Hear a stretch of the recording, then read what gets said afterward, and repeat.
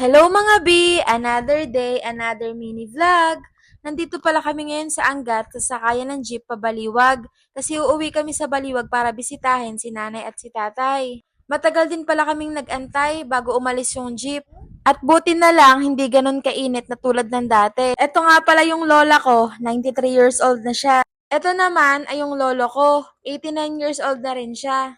Pinapakain ko nga pala si tatay dito ng lugaw kasi hindi lang niya kayang kumain mag-isa. Pero sa awa ng Diyos, medyo malalakas pa naman sila. At thankful din kami na kasama pa namin sila. Malapit talaga ako sa lolo't lola ko kasi sila yung nagpalaki sa akin simula pagkabata. At ang masasabi ko lang talaga ay sobrang sarap pagmahal ng isang lolo at lola. Kung pwede nga lang ibalik yung dating malalakas pa yung katawan nila, ay nako, ginawa ko na. Kaso, madalang lang din ako makauwi sa Baliwag. Buti na lang inaalagaan sila ni Mami. Sobrang swerte ko talaga sa pamilya ko. Kasi kahit na hindi kami ganun kayaman, meron naman akong maming maalaga, mamang mabait, lolo at lola na napakamapagmahal. Kaya dun pa lang talaga ay masasabi ko na sobrang blessed na ako. Si Kali naman dyan, pagka-uwi hinanap agad yung ipit kay Mami. At dumaan nga kami dito saglit sa Dental Street sa Baliwag kasi may pinabunot akong ipit.